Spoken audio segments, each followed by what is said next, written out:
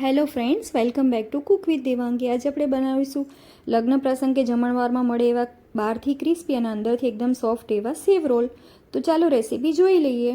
તો એના માટે મેં અહીંયા 6 મીડિયમ સાઇઝના બટેકા લીધા છે. બટેકાને મેં 4 થી 5 કલાક પહેલાં બાફી અને ફ્રીઝમાં સેટ કરવા મૂકી દીધા હતા, જેથી બટેકાનું મોઇસ્ચર રિલીઝ થઈ જાય અને આપણા સેવ રોલ એકદમ સ્વાદમાં ટેસ્ટી અને ક્રિસ્પી બને, એકદમ પરફેક્ટ બને આપણા સેવ રોલ. એના માટે મેં એક મોટું વાસણ લીધું છે, એની પર એક છીણી રાખી છે. એમાં બધા જ બટેકાને આપણે છીણી લઈશું, જેથી બટેકામાં ગાંઠા ન રહે અને આપણા સેવ રોલ એકદમ પરફેક્ટ બને.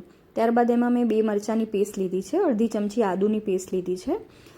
ત્યારબાદ એમાં મેં અહીંયા અડધી ચમચી હળદર પાવડર લીધો છે.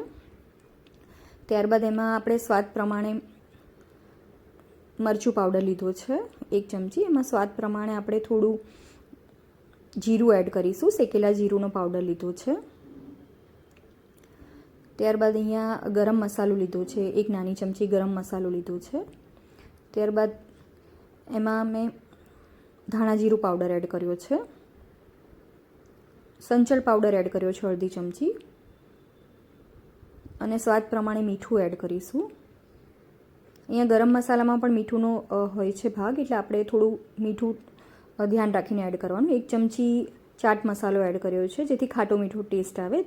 ફ્રેશ ધાણા એડ કર્યા છે, થોડા વધારે ક્વોન્ટિટીમાં 1 કપ જેટલા એડ કર્યા છે. ત્યારબાદ અડધા લીંબુનો રસ એડ કરીશું, અને અહીંયા મેં 1 ચમચી જેટલી દળેલી ખાંડ લીધી છે, જેથી આપણા સેવ રોલ એકદમ ખાટા મીઠા બનશે. ત્યારબાદ 3/4 કપ જેટલા બટાકા પૌવાના પૌવા લીધા છે, જે બાઇન્ડિંગનું કામ કરશે. તેને પ્રોપરલી ધોઈ અને એડ કરી દીધા છે વોશ કરીને.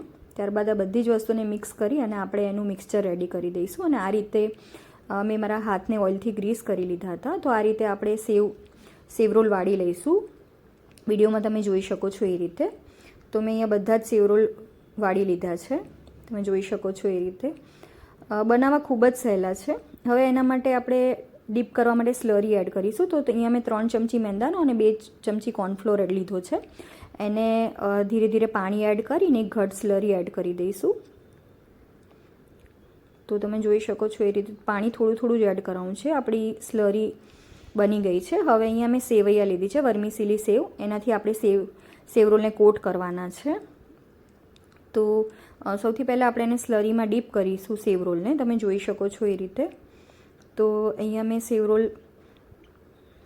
સેવ રોલને સ્લરીમાં ડીપ કરી દીધા છે. પ્રોપરલી એને બધી જ બાજુ સ્લરીથી કોટ કરવાના છે. ત્યારબાદ આપણે એને વર્મીસિલી સેવથી કોટ કરી દઈશું, તમે જોઈ શકો છો એ રીતે વિડીયોમાં. અહીંયા સેવનો ટેસ્ટ ખૂબ જ સરસ આવતો હોય છે, એટલે મેક શ્યોર કે સેવ બધી બાજુ પ્રોપરલી કોટ થાય. આ રીતે વિડીયોમાં બતાવું છું એ રીતે. બીજું પણ હું તમને કોટ કરીને બતાવું છું. આ રીતે મેં બધા જ સેવ રોલને કોટ કરી દીધા છે સેવથી. વર્મીસિલી સેવ તમને કોઈ પણ ગ્રોસરી સ્ટોરમાં ઇઝીલી મળી જશે, જેને આપણે સેવૈયાના નામથી પણ ઓળખતા હોઈએ છીએ. તો આ રીતે મેં બધા જ સેવ રોલ રેડી કરી દીધા છે. હવે અહીંયા આપણે એને ફટાફટ તળી લઈશું. તો અહીંયા મેં તેલ ગરમ કરવા મૂકી દીધું હતું કઢાઈમાં.